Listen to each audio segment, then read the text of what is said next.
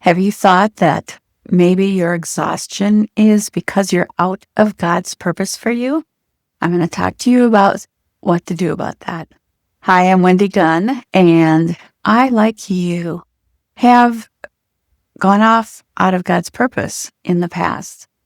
I've compared myself to others, tried to copy their lives, tried to be who I wasn't, tried to be who I wasn't created to be. Have you been stuck in that?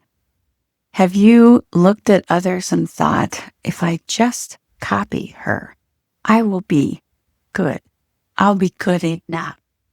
And we often try to take pieces of other people's lives, put them together in something that we can live out, thinking that that's somehow going to be the way to live. I want to encourage you to try different things that you would enjoy, that you think you're gifted in, and experiment in order to find out what your purpose is. When I was trying to figure out who I was and what God created me to do many years ago, I tried to copy and compare and compete. That didn't work. And I didn't accept that there were certain things that I loved doing and that were actually important. Sometimes we diminish our own gifts, our own talents, our own things that we love, that we're good at. We think, that's not anything special. And we look at somebody else's and we think, now that's special. I want to encourage you that God takes your nothing, whatever you think is nothing, and His Spirit makes it fruitful, makes it important, makes it what it is. He has created you for a special purpose in life, and He's given you people to interact with, people to influence. And just by living faithfully and having a relationship with Him, you are impacting others. You're impacting the world. I want to encourage you to go online and do those free gifts assessments. They don't cost a thing if you don't know what your spiritual gifts are. You've been given one at least if you are a believer in Jesus Christ, if you accepted Christ into your life, if you believed on the Lord, that His death on the cross and resurrection have saved you and you are trusting in Him, you have been, in exchange, you might say, given the Holy Spirit inside of you, and you've been given at least one spiritual gift. Now, you might have also natural talents and abilities, but God has given you something that you are good at, that you are gifted at, and then you can increase your abilities in that area. One of my gifts, spiritual gifts, is hospitality. When you use your gift, when you're in your purpose, you feel very fulfilled. You feel filled up yourself when you practice your spiritual gift. And that's the way it is with hospitality for me. But that doesn't mean that it's not a skill. It is. And so I have had to learn different things that help me to practice my spiritual gift and be better at it. Another area that I feel that God has gifted me in is helping you identify your purpose and fulfill it, to encourage you. I believe I've been given the gift of encouragement. That means that the more I do it, the better I probably am at it. But it doesn't mean that I'm always using my gift. There are times when I have gone ahead of God.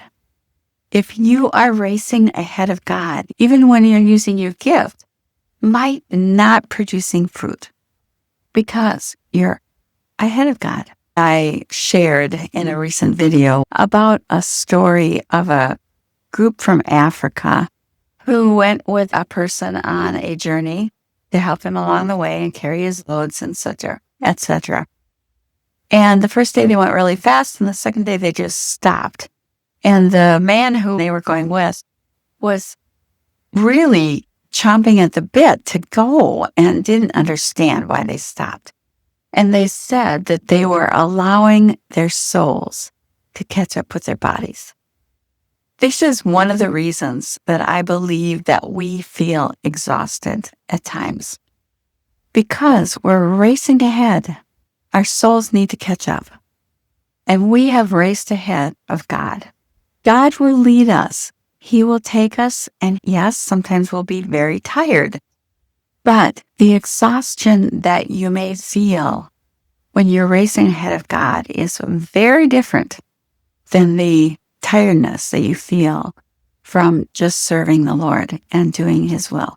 If you are doing things that are not, God didn't give them to you. They're not your purpose. If you've been saying yes, yes, yes, yes to everything that anybody asked, and even volunteering for things that nobody asked you to do, and they're not God's purpose for you, you are going to feel exhausted. I've been there and done that. When you are in your purpose, you don't have a weight of guilt. When you do things that God has called you to do, and we do them in His power, His enabling, His energy, it's not exhausting. As I said before, it fills you up.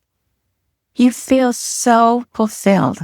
If you have ever done something and you knew, that's who I am, if I could do that every single day of my life, how wonderful that would be. I can remember back, it gives me goosebumps, can remember back one of the earliest times that I mentored a younger woman and helped her.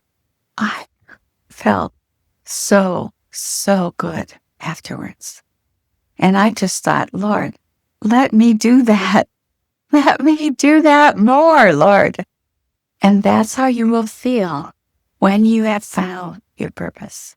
So I encourage you, some of the ways that you'll know you have found your purpose, you will get feedback from others that really helped them, or feedback that's very positive. Secondly, you will feel filled up, joyful, and just, it's so good. And you will know that you've used your gifts, and it's just such a great sense of accomplishment, a sense of spiritual achievement. I hope that you will explore your gifts. I hope that you will do what God has purposed for you to do and avoid saying yes. You have to say no to things that aren't for you to do. They aren't God's purpose for you. And as you do that and you have the ability to say yes to things that are, you will find yourself less exhausted and more aligned with your purpose. This is Wendy Gunn.